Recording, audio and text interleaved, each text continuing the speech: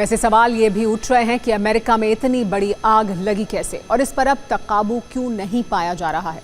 Los Angeles में लगने वाली आग के पीछे सांता आना हवाओं को प्रमुख कारण बताया जा रहा है। ये हवाएं दक्षिणी कैलिफोर्निया के पहाड़ों से बहुत तेज बहती हैं और भूमि पर स्थित सूखी घास और पौधों को और भी सूखा कर देती हैं। जब आग लगती है तो ये हवाएं उस आग को बढ़ाने में मदद करती हैं।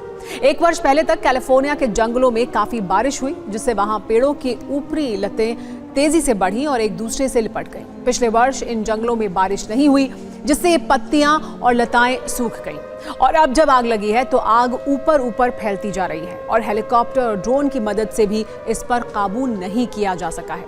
लेकिन संकट यहीं खत्म नहीं हो रहा है। लोगों को डर इस बात का है कि अगर इंश्योरेंस कंपनी हाउस क्लेम नहीं देगी तो क्या होगा।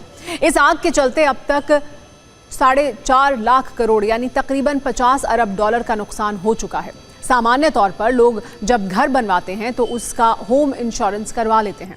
ऐसे में अगर घर को किसी नेचुरल कैलामिटी या फिर हादसे की स्थिति में होने वाले नुकसान पर मुआवजा मिलता है।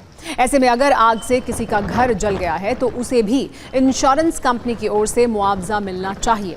इस आग से इतने बड़े स्तर पर वित्तीय नुकसान हुआ है कि कैलिफोर्निया में बीमा संकट पैदा हो रहा है। अमेरिका में मौसम की जानकारी देने वाली कंपनी AccuWeather.inc ने इस आग से 135 से 150 अरब डॉलर के बीच नुकसान होने का अंदाजा लगाया है।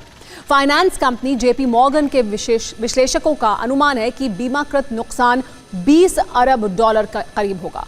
वहीं बिना बीमा वाला नुकसान 100 अरब डॉलर से भी ज्यादा होगा। इससे लॉस एंजलिस की आग अमेरिकी इतिहास की सबसे महंगी आग बन जाएगी, जो कैलिफोर्निया के सालाना GDP का करीब 4% है।